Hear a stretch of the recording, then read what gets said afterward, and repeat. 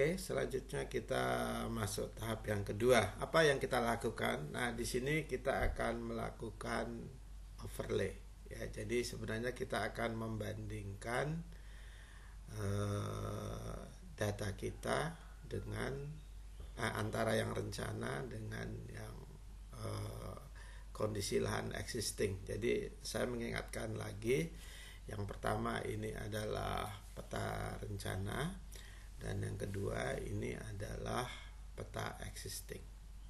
Ya, ini untuk mengaktifkan, ini juga sama. Ya, oke. Sekarang kita akan melakukan overlay. Ya, untuk overlay kita masih menggunakan ArcToolbox. Ya, saya ulangi, untuk mengikatkan saja ArcToolbox kita aktifkan dari ArcToolbox yang ada di sini. Nah, untuk proses analisis, ya, kita menggunakan analysis tools. Ya, di sini kita menggunakan overlay, tumpang susun. Yang kita gunakan adalah intersect. Ini ada beberapa perbedaan, ya. Kalau union dia menambahkan semua data, tapi kalau intersect mana saja yang ada di satu peta dan yang ada di peta yang lain. Jadi dia hanya terseleksi terhadap peta yang digabungkan saja. Yang tidak tergabung dia akan hilang. Kalau union, baik yang berpotongan maupun yang tidak berpotongan, dia akan ditampilkan. Oke, kita mulai dengan intersect. Intersection. Nah, ini seperti ini kurang lebih gambarannya, ya. Ini ada peta input, ini ada intersect feature, ya. Nah, kalau digabungkan dia akan menghasilkan seperti ini. Oke, cukup jelas, ya. Nah, sekarang kita akan menggabungkan dua fitur ini, ya. Yang pertama adalah RDTRK seperti ini. Kemudian yang kedua kita ulangi lagi, RDTRK. Kemudian yang kedua adalah lahan depot 1, ya, lahan depot 1. Jadi kita punya dua features yang akan kita gabung. Nah, hasil gabungannya kita beri nama di sini, misalnya hasil, ya, misalnya hasil. Kemudian kita tulis depot, ya, hasil depot, ya. Kita save. Nah, ini menghasilkan data yang baru, kita oke. Nah, ini proses interseksi lagi dilakukan dan sudah selesai. Nah, kalau kita lihat di sini ada slip, ya. Jadi ada data yang tidak terpotong, ya. Jadi ini adalah sesuatu yang biasa terjadi ketika kita menggunakan mixed data system. Jadi peta yang satu dengan peta yang lain kadang-kadang itu batasnya tidak sama. Nah, maka memang sebaiknya di awal ini harus kita edit dulu, ya. Peta itu memang sebaiknya kita samakan batasnya. Nah, ini kebetulan data yang saya pakai batasnya tidak sama. Tetapi ketika diinterseksi, maka sebenarnya ini akan hilang, ya. Kalau kita perhatikan di sini datanya ini hilang, ya. Nah, ini sementara saya tidak tampilkan dulu. Nah, ini adalah hasilnya, ya. Ini adalah hasil peta kita, hasil interseksi. Nah, datanya seperti apa? Kita buka lagi open attribute table. Jadi biasanya kita cuma main dua ini, ya, data grafis dan table atau atributnya. Kita buka. Nah, ini hasilnya, ya. Jadi kita bisa tahu bahwasanya kita mendapatkan hasil interseksi antara fasilitas sosial yang ternyata adalah permukiman, hotel yang ternyata adalah industri, jalur hijau yang ternyata adalah industri, dan seterusnya, ya. Nah, Sehingga sebenarnya nanti dari sini sudah mulai tampak bahwasanya ada ketidaksesuaian dengan kondisi yang sekarang. Oke, kalau kita perhatikan di sini, ya, ini ruwet biasanya petanya ya. Ya, kenapa? Karena dari dua data yang berbeda, sumbernya kadang-kadang berbeda, kemudian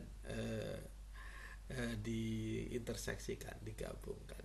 Nah, makanya kenapa ini sedikit tambahan dari saya, kenapa kemudian ada KSP, ya, kebijakan satu peta. Nah, itu untuk mengantisipasi perbedaan sumber data yang berbeda, kemudian skala yang berbeda, kemudian juga sistem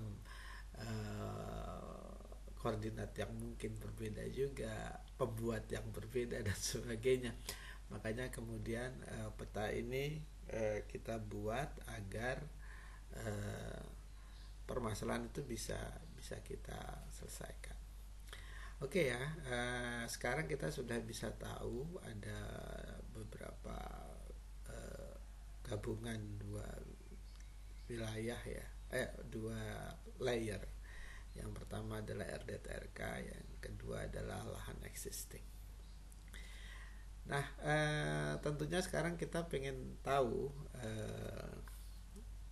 bagaimana hasilnya, ya, hasil kesesuaiannya ini.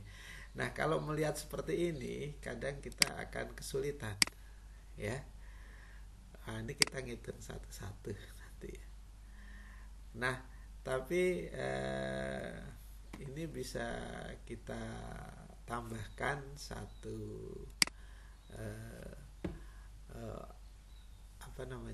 field, ya. Kita tambahkan satu field lagi untuk mengetahui luasnya, ya. Nah, ini kita tambahkan satu field lagi untuk mengetahui luasnya. Ini saya pasangi long integer, ya. Kemudian ini kita tulis luas. Jadi kita pengen tahu luas yang berubah, ya. Kita oke. Nah, masih 0, ya, karena memang belum dihitung. Nah, di dalam ArcGIS juga ada fasilitas untuk melakukan perhitungan luas. Nah, untuk luas ini agak spesifik. Kadang ada dua, seperti yang saya sampaikan minggu lalu, bahwasanya ada dua sistem koordinat yang sering kita pakai. Yang pertama adalah sistem koordinat geografis, dan yang kedua adalah sistem koordinat UTM. Ya. Nah, UTM ini sebenarnya adalah proyeksi. Nah, proyeksi ini menganggap bumi itu sebagai bidang datar, ya. Nah, sehingga kita bisa menghitung luasnya. Tapi kalau kita menggunakan sistem proyeksi, menggunakan sistem koordinat geografis, maka luas tidak akan bisa dihitung. Makanya biasanya kita transformasi dulu, kita rubah menjadi sistem koordinat UTM. Nah, kalau kita lihat di sini dengan angka seperti ini sudah menunjukkan bahwa ini bisa diorientasikan ke UTM. Nah, sehingga luasnya nanti bisa kita hitung. Oke, sekarang kita hitung luasnya dengan calculate geometry, ya. Oh, maaf. Ini harus kita start editing dulu, ya. Sebenarnya bisa langsung, tapi nggak masalah kalau kita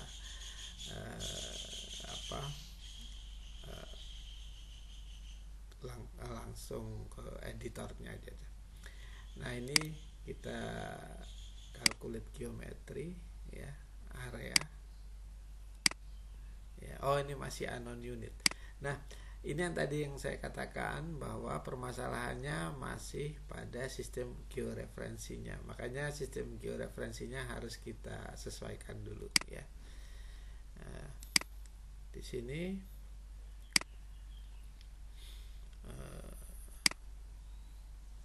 kita bisa menambahkan sistem georeferensinya.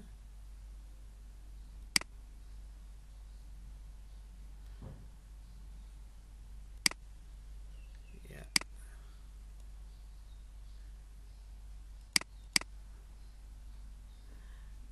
Nah, ini bisa kita koordinat sistemnya kan masih unknown ya. Jadi ini yang harus kita sesuaikan dengan yang kita miliki. Nah, yang akan kita buat.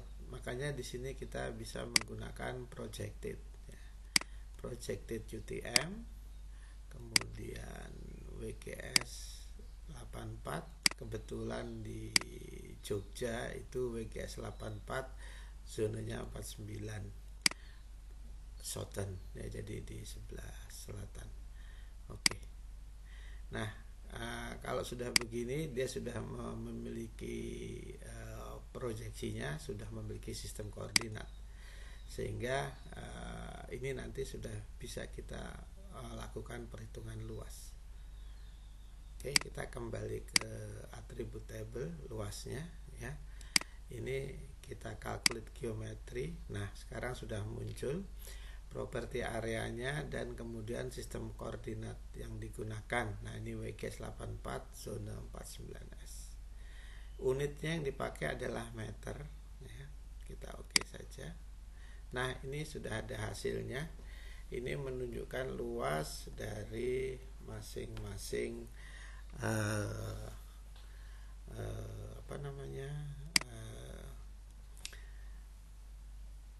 satuan hasil overlay.